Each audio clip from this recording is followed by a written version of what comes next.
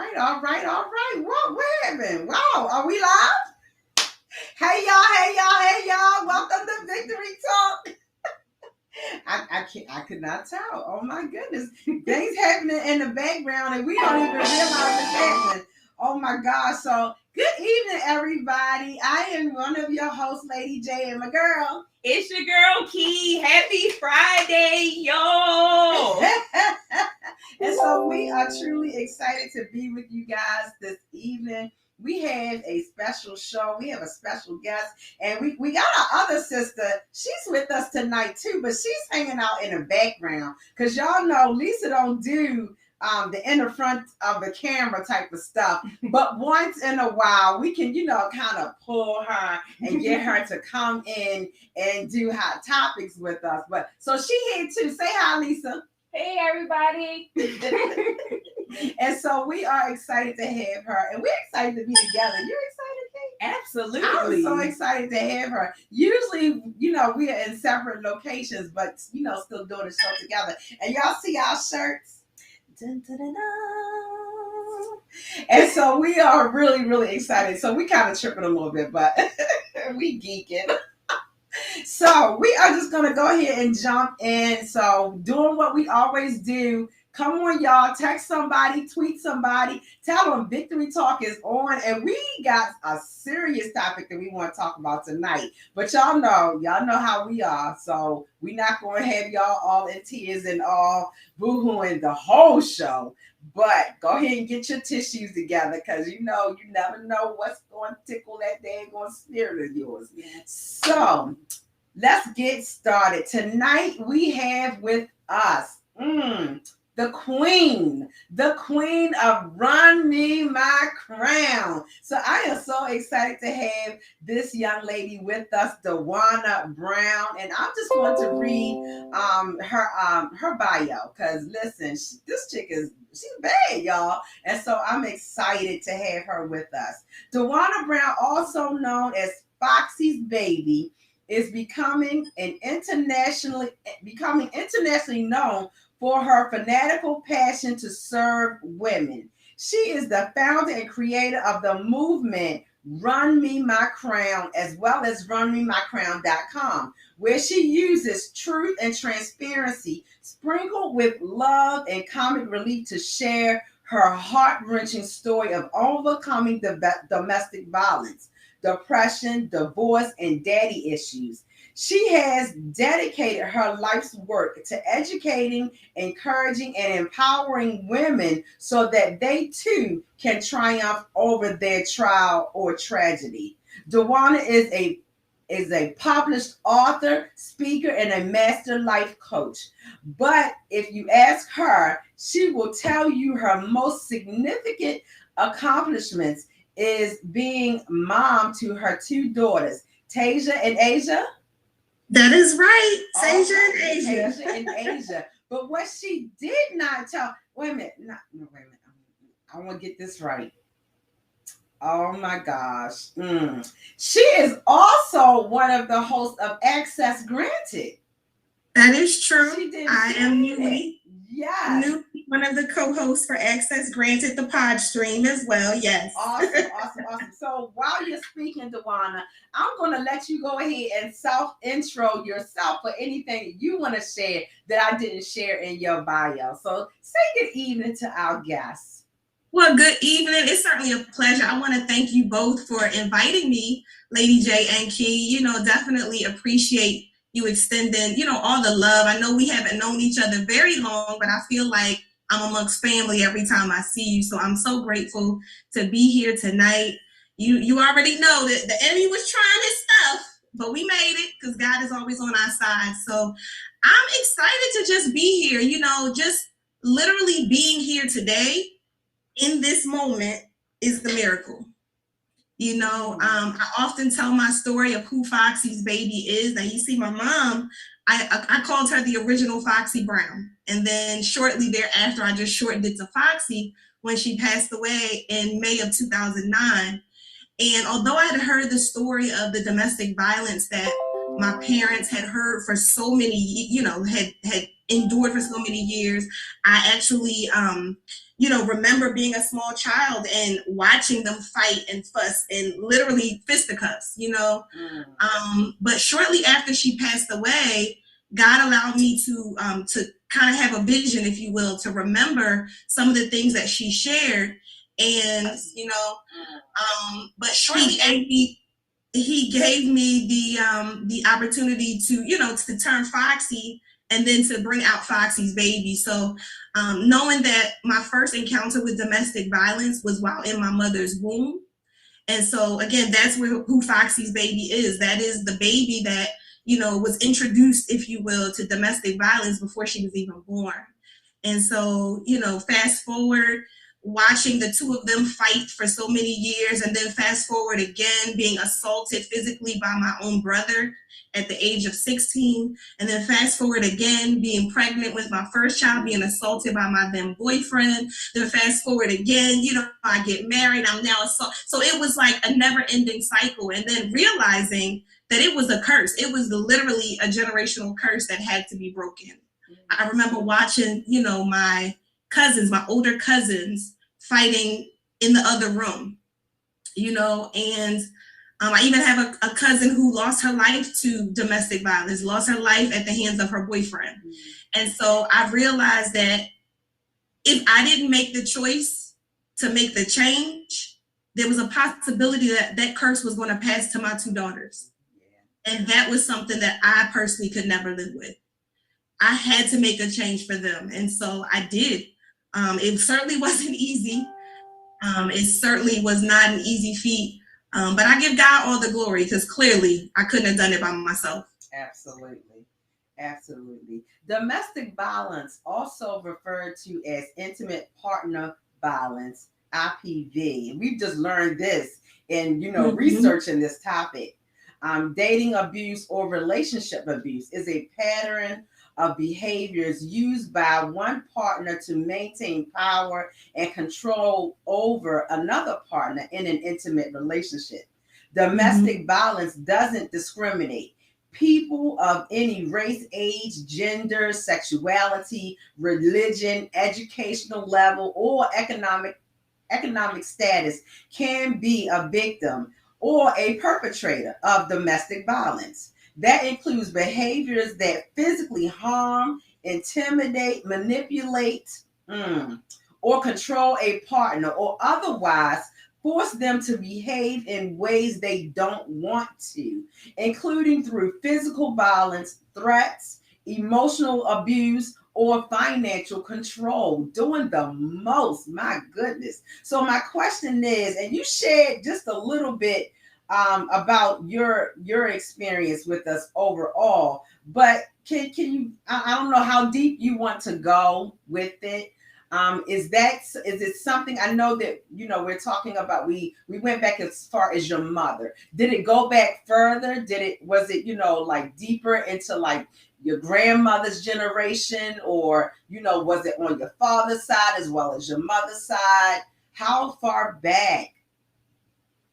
So listen, when you talk about how deep we want to go, how much time you got? Because I promise you, it is very deep. And from what I know for sure, so I can tell you that on my mother's side, the only individuals I know 100% was my mother's sister's children. So my first cousins, both of them, I recall literally being in the other room. They're probably about maybe 14, 15 years older than me, perhaps, somewhere along in there. So I remember being a small child because I would go to New Orleans every summer as a kid because that's where my mom was from. I lived in Philadelphia. However, I would go to New Orleans, basically giving my mom a break. It was like my mini vacation. I would go visit with my family there.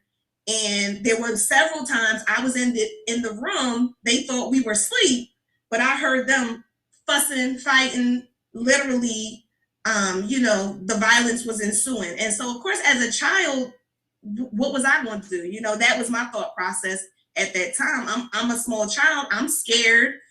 I just, want it to be over. On my father's side, however, what's amazing is that I always assumed and charge it to ignorance at the time, right? I always assumed it had to have been my grandfather who was the aggressor. Because if this thing is generational, I just believed in my heart and in my mind that it had to have been my grandfather. However, knowing my grandfather for only 6 years, because he passed away when I was 6, but even to this day, he made such an imprint in my life that to this day, I see where things that we talked about in those 6 years have manifested today. And I personally, you know, as I got older, I could not understand like the sweet, beautiful man he was. I can't ever imagine him putting his hands on anyone, let alone his wife. Mm-hmm. And so for years, it plagued me, and I just couldn't get it together. And it hurt. It like was a heartbreaking, heart-wrenching moment, because I'm like, I remember him so kind and so sweet, but then I'm like, well, perhaps he had a dark side that I wasn't privy to. Well, it wasn't until 2018, when my father passed away, that my uncle, he pulled me to the side. And mind you, he knows, you know, that I had been beginning to share my story. But he pulled me to the side and he tells me, he says, well, you know, it was my mama that used to beat on my daddy when she would get drunk. What a twist. Plot twist, right? Like right, when I told you, I was floored. I was completely in utter shock, because I'm like, it all makes sense now. Because again, I could not fathom him doing any of this. Mm-hmm. And what was even crazier about it was, for many years, my grandmother just rubbed me the wrong way. Wow. And I couldn't put my finger on why my spirit was always disturbed when I was around her, or if she ever came in, you know, into play, whether, you know, because again, I didn't have a great relationship with my father and, you know, his people, if you will. And so, yeah, when he shared this, I was like, oh, it all makes sense. Wow. Now, granted, I had already, you know, gotten to a place of forgiving my grandmother before she passed in 2004. But again, I wasn't privy to that information until 14 years later. Yeah. I want, before we go off to Key, I want to explore something that you said in that, because more often than not, we don't think about the woman as being the aggressor. We kind of like automatically, when we hear domestic violence, we think automatically it's, you know, the men, the husbands, the boyfriends, you know, the fathers. But I think it's important for us to, you know, to shine some light on the fact that females can be the aggressor as well. Absolutely. And because we don't automatically think of them being the abuser, they're not automatically looked at as being the abuser. If something, a domestic issue breaks out in a household and say the authorities are called, they come in expecting the male to have been the abuser or the aggressor. You know what I'm saying? And so a lot of times we're seeing in society that some of our men are going through, you know, our men and our boys are going through abusive domestic violence situations as well. So that was a twist. A twist indeed. And I certainly agree, you know, although I believe, you know, the ministry that God placed in my heart is mostly for women. But the reality is that in order for the domestic violence to be eradicated, we got to touch both men and women. There's no way that it can be, you know, removed from our society if everyone's not working together. And I'm a proponent of, at the end of the day, everybody needs to keep their hands to themselves, period. I don't care if you're a man or woman, whatever. Yeah. You know, but then that goes to, you know, to mental health and getting healed. Because if you really look at every situation, I mean, you could pick any situation out of the bunch. Mm-hmm. It always comes down to mental health. Mm-hmm. There's always something. There's got to be a reason as to why you think violence is the key to resolving whatever the issue is. you know. And so, or even like a person like myself, for years I kept getting in the same relationship, just a different man, and not understanding why I kept repeating the cycle. Like, how come I keep attracting the same man? Like, I literally was attracting my father. I was attracting my brother, you know, because those were the two men that were supposed to love me and keep me safe, yet they were the people who introduced me to violence. And so, although it hurt, I believed it was normal. Right. So even in my subconscious, you know, I knew that it was wrong essentially, but I dealt with it and I almost welcomed it because of the simple fact that I was so used to it. I had been spoon-fed this toxicity since I was a baby. Yes. You know, so it was almost like I didn't even taste it anymore, you know? Mm-hmm. So I'm gonna jump in there with a comment that we have. Miss Victoria, hey Miss Victoria. She says, first off, I want to thank you for sharing your story. I can only imagine as a child going through this experience. My grandmother also was the aggressive person and my family tried to hide it. So yeah, that, you know, that's definitely a thing, you know, as we know, and like Lady J was saying, just being aware that it can come from man or woman is very important for people to understand. And I feel like almost with the men, it would probably be more of a shameful thing. You know what I mean? They would be, we always say that the women are less likely to come forward, but I don't know, you know, I couldn't imagine being at this alpha male, you know, who is being abused, whether it's physical, mental, whatever, by a woman, and, you know, having the strength to come forward and like admit that, you know, and have to just worry about all of the backlash and stuff that comes with it. But I want to, before we get too far on that, I want to jump down to our next question and topic. And we want to talk about understanding what relationship abuse is. So it's important for us to understand what that abuse is, because it may be happening and we don't even realize it. It tends to be physical, verbal, sexual, financial, digital, stalking, or all of the above. Like, who would really even think, you know, about the financial aspect of it? Right. Oh yeah. A few examples of that are being told that you never do anything right, showing extreme jealousy of your friends or time spent away from them, preventing or discouraging you from spending time with friends, family members, or peers, insulting, demeaning, or shaming you, especially in front of other people, preventing you from making your own decisions, pressuring you to have sex or perform sexual acts that you're not comfortable with, intimidating you through threatening looks or actions, insulting your parenting or threatening to harm or take away your children or pets, intimidating you with weapons, and destroying your belongings in your home. And so we thought that it was important, you know, in doing research, to put all these things out there, because again, people are having these things happen to them and they're brushing them off, and they're just like, oh, he just gets a little jealous. Oh, she just gets like that sometimes. It'll be okay. Oh, she just has a bad temper, you know, and these are a lot of times early indicators that there is something more deeply rooted happening. Right. So before we get into the next question, I just want to share with you, because I know many of our, you know, viewers out there, just from reading Mosaics, understand that both Lady J and I, you know, both have had our brushes with domestic violence as well. And I just want to say, in my own situation, you know, it was an ex that he was doing it was more mental. And so he would, you know, try to keep me away from, you know, my family and friends, and try to control what I wear, what I say, where I go, you know, and stuff like that.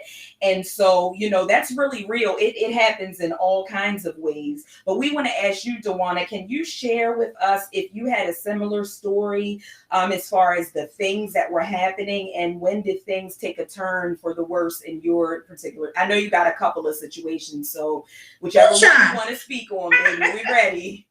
Well, I often reference the situation that was, I guess, almost most recent would have been back in 2010. At that time, I was actually engaged to a gentleman who we were 4 months away from our wedding at the time. And I mean, we had put a significant amount of money down on a venue. Like we was doing this, that we had purchased a 4-bedroom, 2.5 bath, 2-car garage home, like all this stuff. This man would, buy me diamonds, very sweet 99% of the time. But that 1% overshadowed all the other 99. And when I look back, because of course, each October, I take it upon myself to kind of reflect on all of the situations that I've ever experienced, whether it was, from the womb to present day.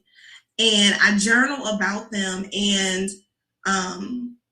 just really just seeing the progression, if you will, because it's healing is a lifelong process. Yes, it is. And so as I was been journaling in the last 8 days of this month, I've recognized, I said, the reality is it didn't start off with him putting his hands on me. It didn't start off, with the scars on the face. It started off with little things that, you might not have necessarily paid much attention to. So it started off with some of those mental things that you mentioned, saying things like, okay, you can't do this or you shouldn't do that. And I remember I had I love plants. My mom has always, had a green thumb, and so I was always around plants. And there were 2 plants that she gave me before she passed away. And I remember him taking one of those plants and throwing it across the room. When it hit the wall, it shattered, the pot that it was planted in shattered. And of course the actual plant, it was all over the place. So it was things like that. He would try to destroy things that meant something to me. Another thing, I had a vase that she wasn't my biological grandmother, but she was like a grandmother to me. I had a vase that I treasured. She's now going on to glory. This is the only thing I had to be, reminded of her. He threw that and destroyed that. And so it was things like that. It wasn't immediately a punch or a slap or, any of that at first. It was those things. But because unfortunately I ignored those signs at that time, I made excuses for him. I remember around March of 2009, his mother was diagnosed with breast cancer. And crazy enough is that at that time, I knew God had already revealed to me somebody close to me was getting ready to die. And, not understanding my gift, first off, at that time, but then second off, I just assumed because she was the one that was actually diagnosed with, with cancer, I'm like, oh, she must be the one that's going to die. So I began making those excuses. Oh, I gotta be there for him. I gotta comfort him. I gotta, excuse his lash out because he's going through a lot. Well, the reality is it wasn't his mother. It was actually my mother that was going to pass away. And of course, that happened 2 months after this revelation. And when she passed away, it took me by such a shock. If anyone knew Foxy, AKA, my mama, she was always a warrior. She, even through all of the stuff that she had ever experienced, right? She always overcame. And so in that moment, I'm like, not my mama, like, she not going to succumb to this little situation like this. Nah, ain't no way, But the reality is she left us. She went on home to glory on May 21st, 2009. And shortly thereafter, that's when everything kind of took a turn. August of 2009, right before my mom's birthday, in fact, just a few days before, was the first time that I actually had to call the police on this man. And what was so crazy, because I literally was just thinking about this and again, journaling about it. And I was like, are you kidding me? When I, really thought about the thought process and all of the things that transpired towards. So if you can, just kind of go back down memory lane with me. So again, all of these things happened up until August, right? So there was, issues where he would push me. I remember that, again, he broke stuff. I remember not too long after we got engaged, which was July of 2009, he actually kept me from coming into the house. I slept in my car. But fast forward, now we're in August, and of course I'm already distraught. I'm battling with depression because my mama's gone. She was everything. I never really saw my life, without my mom. And so here I am dealing with all these different anxiety, depression. I don't know how to handle them. So I'm more of a, at that time, more of a person that was shut down. And so I remember saying, look, we're not doing this tonight, because you could see where it was going. And I said, we're not doing this tonight. I went in the room, I locked the door. I thought that would allow the situation to de-escalate. Well, what I can tell you is that it enraged him more. He knocked that door down. And mind you, he wasn't a large man. He probably was 5'11", 5'10", maybe 160 pounds soaking wet. He really wasn't a muscular built, no. But whatever he had mustered up in him, he knocked the door in. And when he knocked the door in, it landed on top of me on the bed, because I was laying on the bed. The door landed on top of me, and I remember him coming in just enraged, choking me, dragging me off the bed, all this stuff. So fast forward, he leaves, and I remember calling the non-emergency police line. Yeah, I had to take a moment right there. Wow. Because I was concerned more about him than I was about me at the time. I had a moment where I called and I'm telling the lady, I'm speaking hypothetically. So what happens if? Ain't no if, it just happens, sis. It just happened, right. And sometimes a lot of times it just doesn't connect for us. Like, we're so concerned about the other person and not realizing and doing a self-wellness check. Ma'am, sir, this is happening to you.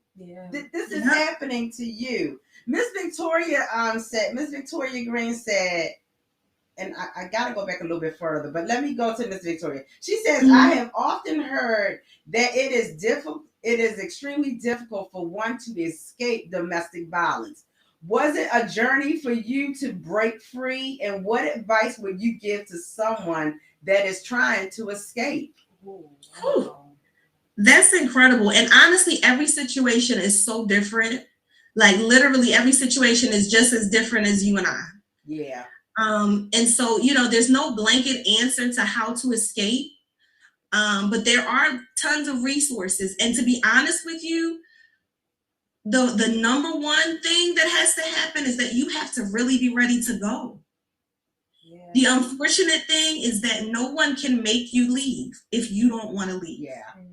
And as someone who, again, has lived this journey, I can tell you, again, I knew these things didn't feel good. I knew that it essentially wasn't right, but nothing in my mind clicked at the time that you got to get out of here. Mm-hmm. Because again, I called that number, the non-emergency police line, in August of 2009. I went on to buy a house with this man in November of 2009. Mm-hmm. Still went on to plan a wedding with this man, expecting things to change. Yeah. You know how they say the saying that, insanity is doing the same things in the same way, expecting things to change. That was truly my story. I kept making excuses because I love this person. I wanted the best for this person. I remember, dragging him, if you will, to counseling and therapy.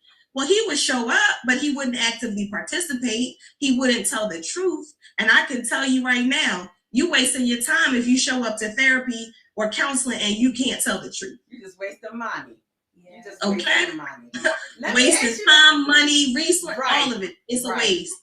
And let me put out this, and I know that I'm running over into Key's question time, but when I went through some of the same things. My situation was a little bit different. I was already married to the man.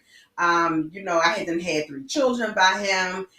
Gone through a whole gamut of the things, and the abuse started off as a mental abuse. mental, emotional abuse. Then it went, to the physical. He did things like, he would, when he would leave, he would take my car and take his car and drive 2 blocks, walk back, get my car, then drive it 2 blocks, walk back, get his car, to get my car away from me, things of that nature.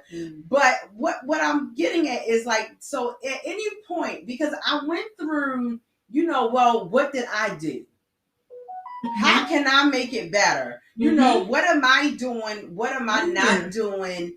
And it went, I went through a lot before it even got to, and listen, sisters and brothers, but sisters, when you go through the emotional abuse and the mental abuse, you can almost guarantee that the physical abuse is at the door. It's coming. It's right around the corner. It's coming. So I guess, did you go through a period of what did I do?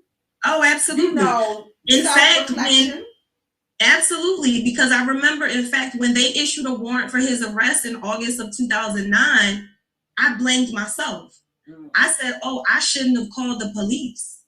Mind you, when I called the police that day, again, I didn't call 911. I called the 410, whatever that, non-emergency number was. They sent officers. When the officers came to my home, they saw, one of the marks on me. They saw, the handprints and everything around my neck and, bruises, etc. But then they also saw where the door had, literally was off the hinges. And when they actually issued that warrant, I felt like it was all my fault. I shouldn't have called the police. In fact, there were family members and friends who literally said that to me, that I should not have, called. I should have not gotten the police involved, like pointing fingers. And it hurt. Yeah. It hurt terribly. Yeah. There were individuals who I respected and loved that at that point took sides. But nonetheless, I still went on to be in relationship with him. I remember showing up to court with him as, he pled guilty, but, that he was going to do better. And again, it just pulled on my heartstrings. It made me believe that somehow, some way, that this was all going to be okay. Right. Well, needless to say, we went on for about 6 more months of, it would be all this love, and then all of a sudden, bam, here we are back again. And then all this love, and then bam, here we are back again, until February 4th of 2010, a day I will absolutely never forget. I was born on February 1st, but February 4th is when I found out why. And so, I don't know if y'all remember, if y'all were here in Maryland at that time, but we actually had a snowstorm. It was like 3 feet of snow on a Friday and then another 3 feet dumped on a Monday. That was the weekend that I experienced this. It was that Thursday. And crazy enough is at the time we both worked in the same company.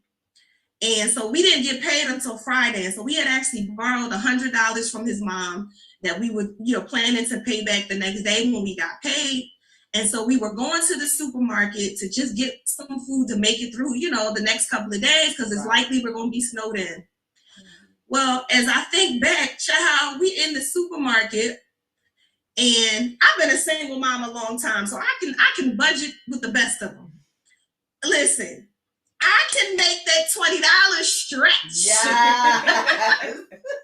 You hear me? So having $100 for, say, a week's worth of food, I went into this store with my game face on. You would have thought like I was, what's that show, Supermarket Sweep? Listen, I was ready. Well, crazy enough, we get to the aisle. Remember, we were in the frozen food aisle, and I stated that I wanted to get Eggo waffles, because at the time, my youngest daughter was about 8. And, an 8-year-old, like, they want to have their independence, but they can't really get on the stove necessarily, without supervision. So my thought process was, 1, they're on sale. 2, my 8-year-old can make these, and I don't have to worry about getting up and, supervising what she's doing. She can put those right in the toaster and be good to go. Right. Well, he decided he didn't want Eggo waffles. He wanted pancake mix. He wanted Aunt Your Mama on the pancake bottom. So here we are, two grown people going at it. I'm 33 at the time. So I'm 33 years old, grown, arguing in the store over whether to buy pancake mix or waffles. And it was just that simple. Something that simple could set him off. Mm-hmm. It didn't have to be anything grandiose. It was something that simple. And I even remember saying, look, we'll just get the pancake mix. Like, it don't even have to be all this. Like, it'll be fine. Just get the pancake mix. No, that wasn't enough. He wanted to go. So, of course, in my heart, in my mind, I'm like, all right, here we go. But I'm like, I'm trying to de-escalate the situation, which admittedly, I'm not really equipped to do. The way I de-escalate is I shut down and I turn my music up. That's the way I try to de-escalate. Well, for some reason, that enraged him more. So as we are driving down the street, he starts the arguing. And I mean, this man was a dark-skinned brother, smooth chocolate, his skin was like butter, like, whew, yeah. But crazy enough, as dark as he was, it was like he would turn flaming hot red. Mm. And I couldn't understand. Now, of course, now I understand that was nothing but demons. But at the time, I had no clue. I didn't understand any of that, right? So here we are on the side of the road, and I'm threatening him in an attempt to get him to just stop. I'm like, I'm going to call the police if you don't stop. Now, of course, again, remember, I don't really want to call the police because I'm really not trying to get you hemmed up by the police. Right, I just want you to stop hurting me. Mm-hmm. And I know how this is going to play out if you don't stop right now. So nonetheless, it just enraged him more. And I remember calling 911 on my phone. And mind you, at the time, I had just gotten a new truck a few months prior. And I was new to the Bluetooth connection in the truck. So when I dialed 911, it came up in surround sound, child. Yeah. 911, what is your emergency? And I'm like, oh my God, like, that's not really what I wanted to do. I didn't really want to call the police, right? That's where my heart was. But the reality is I needed to. Yes. And a lot of times we don't want to call the police. People, especially as a Black person in America, you really don't want to get the police involved. Right. Vanessa However, said that. Vanessa went through something similar, and I don't see where I lost her comment. And she said at one point, you really don't want to call the police, but there comes a time when you have to. You have to. Definitely, Vanessa. And she also talked about codependency. We find ourselves being codependent on one another. And I think that's one of the things that makes it hard to break the cycle. Somebody else talked about the cycle. Go ahead. I'm sorry, sis. And so it's okay. I just want to jump back a little bit because I don't want to miss any of our comments. But we have a commenter that by the name of DV that says children are also the victims, even if they are not touched physically. It affects them mentally. She said mental abuse is just as bad as physical, and victims have to realize that it is not their fault. The abuser makes the victim feel sorry for them. And, just to piggyback off of that a little bit, and I know, we going off course, but we go the way that the Holy Spirit leads us. So, come on with it. These questions, we just going to keep on rolling with it. So, in my personal situation and in all transparency, because I know that it's some people out there that is going to hear this and be like, you're a woman, you're a mom, how could you? But the fear factor, it's so real. I mean, this man, the time that I called the police on him was when we were driving down the road. And like you said, it's the littlest things that, make them trigger. And he grabbed I was driving. He was in the passenger seat and my oldest son was in the back. He grabbed the steering wheel and tried to run us off the road. Luckily, it was like some houses that were under construction, and I wound up being able to park the car. And I told him I'm going to call the police. And so I parked the car and I took the keys, of course. I ran in the house and as soon as he seen me going towards the house, he was scared I was going to call the police. He took off on foot. After that, talking about going back, I still stayed. Yes. And coming from somebody who I didn't have this growing up. I didn't come from this background of, I didn't have daddy issues. I didn't grow up in a house with, so I'm just letting all y'all know out there, it doesn't necessarily have to be that situation. Yes. Yes, it's just sometimes you fall in love with that person and they get such a hold on you, to where, and I was scared at that point, and that's why I went back. I was scared to leave because he threatened, he said he would do something to my son. He was, threatened. And even though I have my brother and my dad, these male figures, I'm like, this dude is really crazy. And so what saved me in my situation is that he was selling pills. He was doing something on the side and he wound up going to jail. Wow. And I'm talking about literally, like, this was maybe about 8 years ago. I saw him. I pulled up at a red light and I caught, how you like pull up and you catch somebody out the glimpse of your eye. And I've been married to my husband for 10 years now. I saw this man out of the corner of my eye and started freaking out. Wow. I mean, I started hyperventilating. I started shaking. I was scared to death. And I was like, oh my God, light change. And I caught a glimpse of him and he looked over and saw that it was me. And I was like, oh God, please don't let him fight. I was terrified. And so I just want to ask you, because we didn't get that far in your story, but what was your aha moment? What was your out? How did you escape this thing? Well, initially, so going back to February 4th, 2010, of course, he assaulted me. We're on the side of the road. And crazy enough is the police actually came. Although, remember, I dialed 911, but that wasn't really my intention. So I hung up. I even remember them calling back, and I didn't answer. But then that's when the struggle ensued after all that. He got up and walked off. Like it would be like mayhem, and then he would get up and walk off like nothing happened.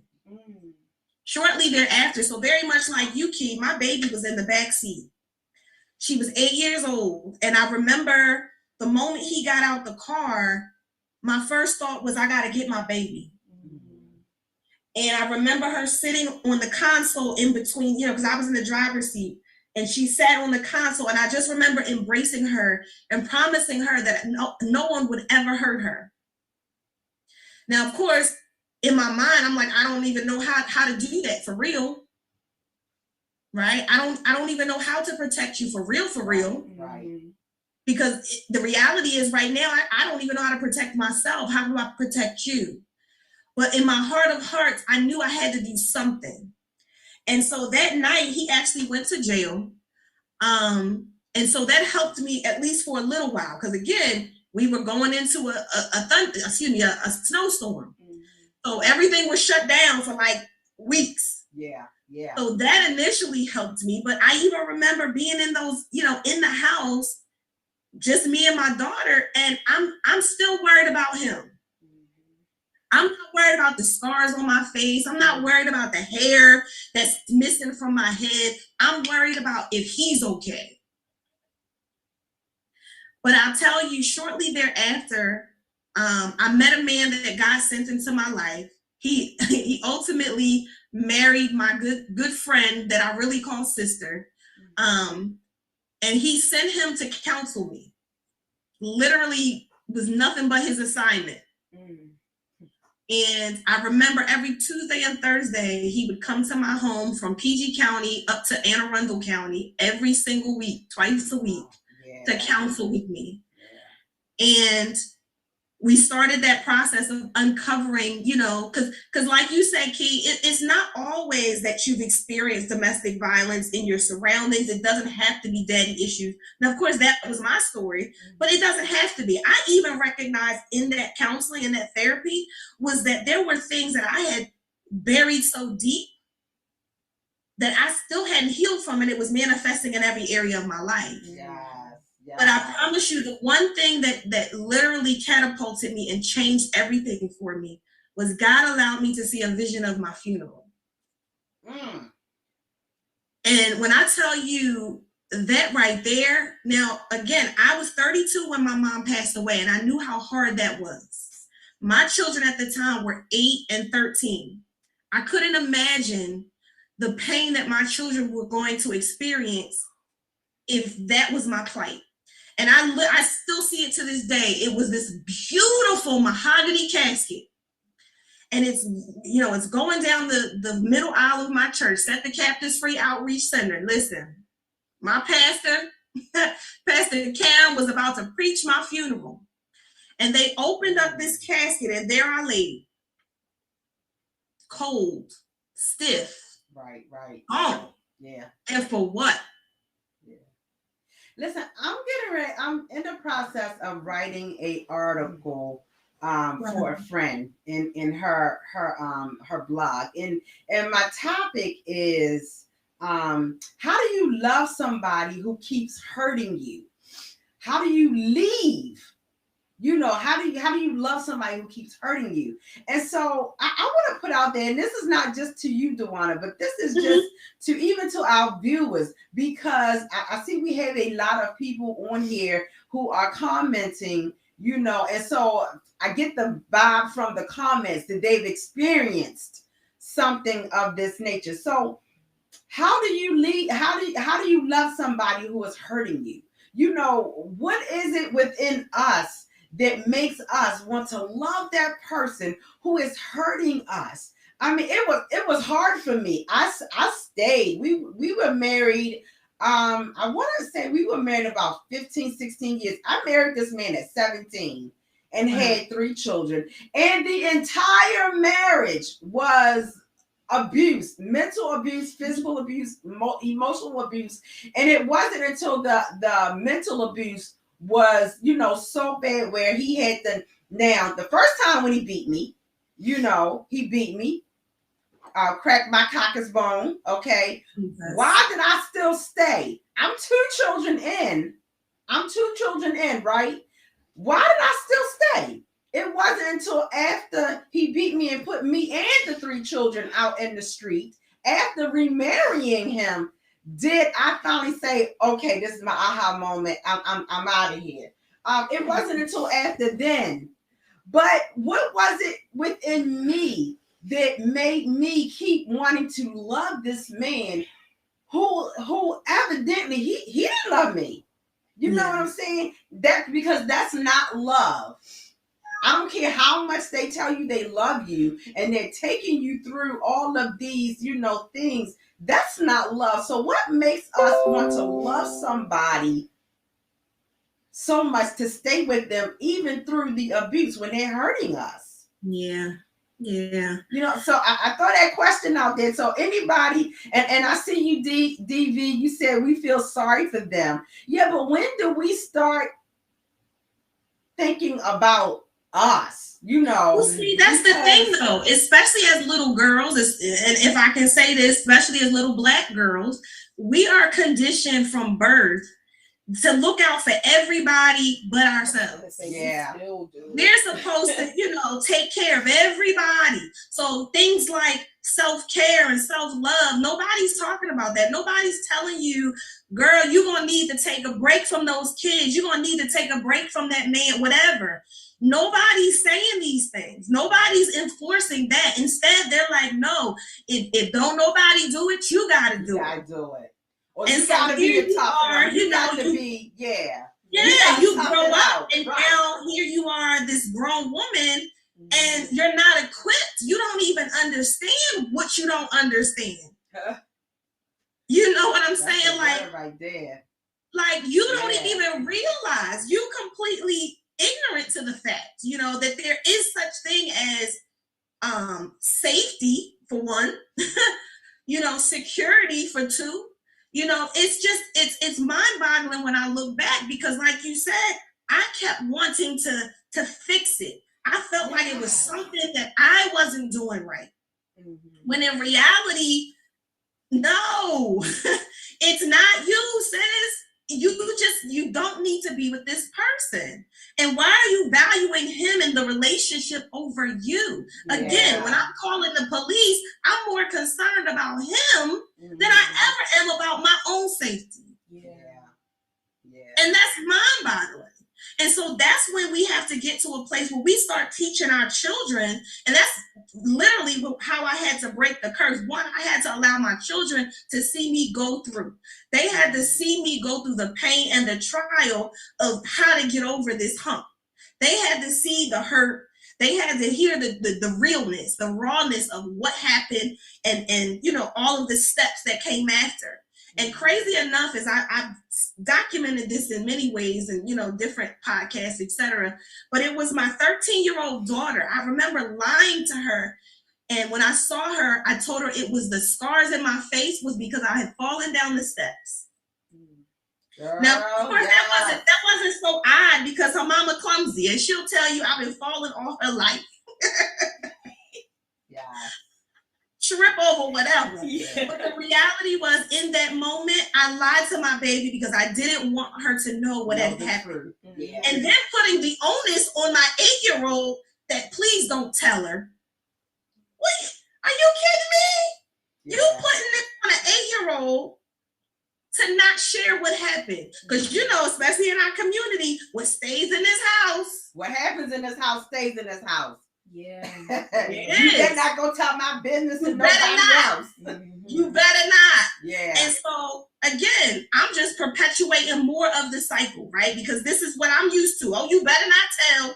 So, but I finally got to a place, because remember how we said the only way for change to truly happen, the only way for, you know, therapy to work is for you to tell the truth. Yeah. Well, first I had to start at home. Before I could even get to the counseling, Yeah. I had to be honest with myself, and I had to be honest with my children. Yeah. And when I did that, I remember her words so vividly. She looked at me and she was like, "Mom, you are beautiful. Don't you ever let anybody hurt you like this again." Yeah. And it was like an outer body, you know, like come to Jesus moment, because it was like, this is my child. Yeah. I should be the one saying this. But I don't even believe that yet. Yeah. Yeah. Yet. Yeah. So in that moment, I'm still struggling with how to even love me. What does that even look like? How does that work? You know, and again, going into the counseling, I remember him asking me one time, and I mean, it was the simplest of questions. "Well, Dawania, what do you like to do?" I couldn't even answer the man. I could not. This was on a Tuesday. We met every Tuesday and Thursday. It took me 2 days to come back on Thursday to tell him what I like to do. Because I had been focused on everybody else. I could tell you what my then fiance loved to do. I could tell you what my children loved to do, but I had no idea who I was and what I liked. And how often is that the case for women, especially Black women? Let me ask you, because Lisa had a question. She says some women don't realize they are in a domestic violence relationship because they fight back. What advice would you give to those victims? Listen, as I shared before, for me, violence of any sort is a no-no. So, I mean, it doesn't matter if it starts with the man, if it starts with the woman. Of course, you know, we have all these different situations now. So it could be woman, man. Like, it don't even matter. The bottom line is that everybody needs to learn how to keep their hands to themselves and love themselves first so that they can love others. And so I really feel like the only way for it to ever be fixed, if you will, if we could even say that, it would have to be a perfect world. And the reality is, we know that that's not happening until Jesus comes. The unfortunate thing is it's not going to happen. But if I could offer any type of advice, the thing would be to truly seek out true peace. Because when you get to a place where you truly experience the peace of God, violence is just something that doesn't sit well with you, whether you're the aggressor or vice versa. Whether you're receiving the violence, giving the violence, or at some point both, it doesn't matter. When you truly seek out the peace of God, it doesn't sit well, and it can't exist. Yeah. And so we have a question, or not a question, we have a comment that says, we as women want everyone to be all right, and sometimes some things or some people are not fixable, or at least we know, sometimes it takes God, a higher power, divine intervention, counseling, therapy, for people to be institutionalized, prison, sometimes it just takes whatever it takes to get that person there. And as we're winding down on time, I just want to talk about Run Me My Crown a little bit, because now that we've, went through the trenches a little bit and talked about these things, I want you to have the opportunity to tell us about, the vision, the motivation, the execution behind it all. We know that you have a podcast, which I was blessed enough to be a guest on so far, but tell us about Run Me My Crown. We kind of, I guess, know what inspired it, but tell us about where Run Me My Crown, what it is, what the movement is, and where it goes from here. Well, indeed, it is a pleasure to even hear you, say, like, when I hear other people say Run Me My Crown, listen, I get so excited. The movement says. Yeah. Listen, because that's what it is. It's not just a cute little saying. It is indeed a movement. Of course, this is something that God, literally downloaded in me 4 years ago.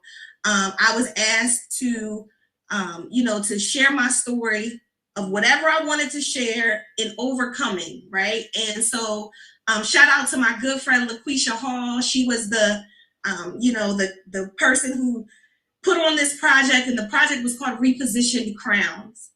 And so that was the first time that I actually wrote my story in a literary work. I was chapter 5. And if you know me, you know I love the number 5 because it's the number of grace.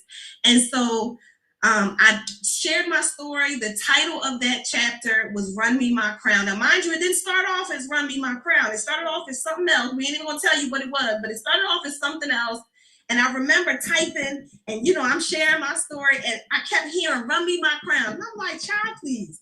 Kept typing, Run Me My Crown. If you don't leave me alone, kept typing. He said, listen now, I ain't going to tell you no more. Run Me My Crown. So I wrote it down. And so I was like, I don't even know why he's saying this. Like, I don't even know what this is about. But I put it on paper. I left it alone, kept typing. Shortly thereafter, I had a dream. And, bottom line is Run Me My Crown was actually birthed.